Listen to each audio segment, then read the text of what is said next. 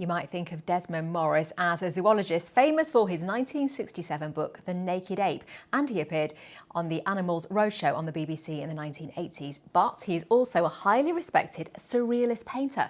Desmond is now 91 and still paints. 80 pieces of his work are being sold. The collection is called Farewell to Oxford as he prepares to move to Ireland. I'll be talking to Desmond in a moment. First, here's David Long. You could call me a man-watcher. He's known as a zoologist and anthropologist. Desmond Morris came to fame through his books, The Human Zoo and The Naked Ape. Written more than 50 years ago, they were both landmark studies of human behaviour and evolution. But throughout that time, he's also been an artist.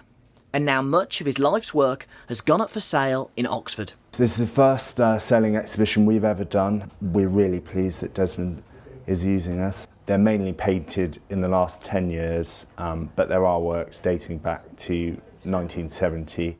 Morris, aged 91, is a surrealist. 80 of his works are being sold, priced between £1,000 and £20,000. Morris plans to leave Oxford after more than 30 years. The exhibition's available for viewings until Sunday. Some other facts about Desmond Morris. He grew up in Swindon, where his dad founded the Swindon Advertiser. He was also vice chairman of Oxford United Football Club and designed the club's logo of the ox's head. We can cross to Desmond at his home in Oxford now. Desmond, it's a huge collection of your work. What does it feel like to be selling it off and letting it go?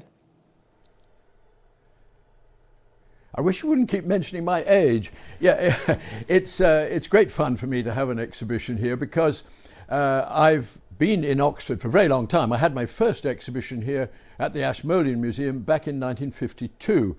And this new one contains a lot of recent work. And what's so wonderful for me is that the paintings are actually selling, because when I was young, I couldn't sell anything. When I was young, my kind of painting was very unpopular. And my very first exhibition in 1948, the best review I got was a request to have all my works burned in a furnace. So I'm happy to say that since then they have started to get appreciated. People have started to collect them, and that makes me feel good because it's something I always wanted to do. And the works are great. I mean, your interest in surrealist art has run side by side with your interest in animals and zoology. Have the science and the art fed into each other? Well, what happens is that, I don't really know, but each hemisphere of the brain has a different bias. One hemisphere deals with intuition and imagination, the other with mathematics and analysis. And I use both sides of my brain. A poet will use one side and an accountant will use the other, but I use both. And I switch back and forth between the two. So when I'm in my library writing a scientific book, my analytical hemisphere of my brain is working. When I'm in my studio, then I switch to the other hemisphere and start working irrationally and intuitively without any analytical thought at all. And that's why my paintings have developed as a sort of study of an imaginative world, a strange world filled with strange creatures, a private world of my own.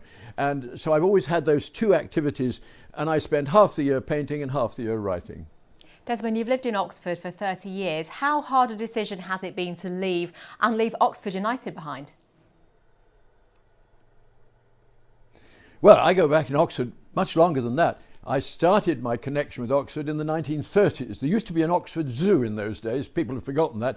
And I used to take all my surplus guinea pigs to the zoo. So my connection with Oxford is very, very long. But I've been here now for many years, and last year my wife died, and we've been here for such a long time, and this house is so full of memories that I felt I wanted to move on. It's a bit daft at the age of 91 to be starting a new life, but my family have very generously agreed to put up with me as a near neighbour in Ireland, where they live. So I'm going over there in a few weeks' time to live in Ireland, and I'm looking forward to the challenge.